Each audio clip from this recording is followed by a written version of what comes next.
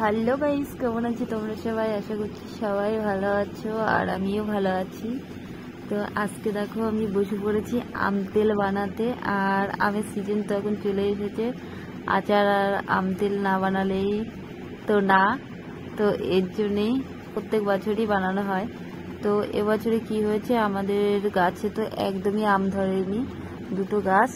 দুটো তিনটে গাছ আছে, তো তার ভিতরে একটা গাছে কটা ধরেছিল। আর আমাদের এখানে 2 দিন আগে আর কি একটু ঝড় আর বৃষ্টি হয়েছিল, তো তখন না গাছের যে আম কটা ধরেছে সব পড়ে গেছে। তো তার ভিতর থেকে আমি 2টো আম কেটে নিয়েছি আম তেল বানাবো বলে। আমি বসে পড়েছি দেখো এখানে আম তেল বানানোর জন্য। আর এই থালাটার মধ্যে দেখতে পাচ্ছ আমি এখানে কি নিয়েছি, পাঁচফোড়ন নিয়েছি কতগুলো। আসলে আম তেলের মধ্যে আমি আর কি মৌরিগুলো দেবো বলে, তাই আমার কাছে আলাদাভাবে যে মৌরিগুলো ছিল সেগুলো না অনেক দিন হয়ে গেছে বলে কেমন একটা হয়ে গেছে। তো ভাবলাম চলো পাঁচফোড়নের থেকে কটা বেছে নিই, বেশি তো লাগবে না, যে কটা লাগবে তার জন্য আমি থালার উপরে নিয়ে নিয়েছি পাঁচফোড়ন। আর এই দেখো আমার বাছা হয়ে গেছে। আর কটা শুকনো লঙ্কা। তো তেল না, আম তেল না অনেকে অনেক রকম করে বানায়, কাঁচা আমের মধ্যে আর কি কাঁচা তেলই দিয়ে দেয়। আমি সেরকম করে বানাই না, আসলে তেলটাকে একটু গরম করে তারপরে আমগুলো ওর ভিতরে দিই, তাহলে 1 বছর রেখে দিলেও না কোনো নষ্ট হয় না আর কোনো গন্ধও হয় না। তো এদিকে দেখো আমি গরম বসিয়ে দিয়েছি তেল, বেশি গরম করব না, হালকা একটু গরম করব। দেখো হাত দিয়ে আমি একটু দেখে দিলাম। তো এর মধ্যে আমি দিয়ে দেবো এবার শুকনো লঙ্কা, যে 5-6টা লঙ্কা রেখেছিলাম, তো ওটাকে দিয়ে দেবো। তো তারপরে দিয়ে দেবো মৌরিটা দিয়ে আর আমি বেশিক্ষণ রাখবো না, তো তারপরেই ঢেলে দেবো। তো এই যে রঙটা যতক্ষণ আসে শুকনো লঙ্কা, তো ততক্ষণই তেলটাকে আর কি গরম করব। এই যে লঙ্কাগুলো একটু হালকা হালকা রং চলে এসছে, আর এবার এর মধ্যে দিয়ে দেবো বেঁচে রাখা সেই মৌরিগুলো। তো মৌরি আর শুকনো লঙ্কাটা এইভাবে তেলের সাথে গরম করে দিলে আম তেলটা খুব সুন্দর টেস্ট হয় খেতে, আর সেন্টও হয় যখন মুড়ি মাখিয়ে খাবে। তো দেখো আমার এটা প্রায় গরম হয়ে এসছে, আর লঙ্কার কালারটাও তো দেখতে পাচ্ছ চেঞ্জ হয়ে গেছে। আর আমি এটাকে এবার নামিয়ে ফেলবো, আর তোমরা এবার দেখতেই পারবে আমার কি অবস্থা।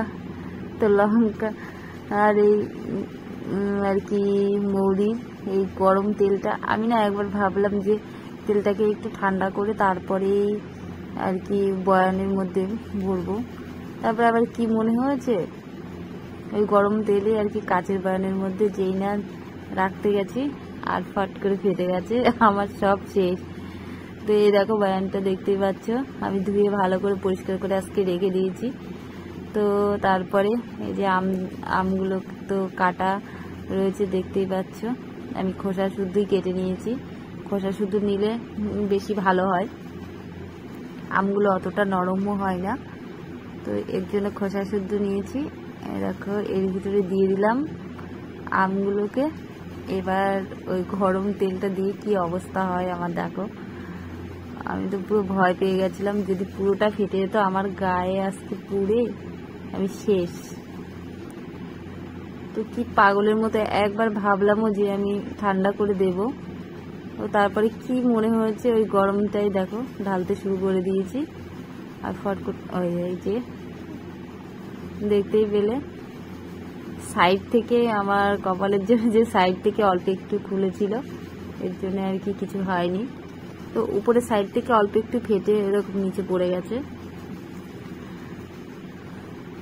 আমি তো পুরো ভয় পেয়ে গেছিলাম আমার গায়ে যদি পড়তো আমি আজকে শেষ। তো দেখো অনেকক্ষণ পরে যখন তেলটা ঠান্ডা হলো, তারপর আবার এই যে এসেছি ঢালতে। তো বয়ানটা ফেটে গেছে, তো কি হয়েছে ওটার মধ্যে না যে কোনো প্রবলেম হয়নি, আসলে উপরের দিকে অল্প একটু কাঁচ ফেটে পড়ে গেছিলো। আর আমার কাছে আর অন্য কোনো বয়ান ছিল না কাচের ধোয়া, তো এর জন্যে আমি এখনকার মতো আর কি এর ভিতরেই রেখে দিলাম। তো কালকে আবার ওটাকে পরিষ্কার করে অন্য একটা বয়াম পরিষ্কার করে তার ভিতরে ঢালবো।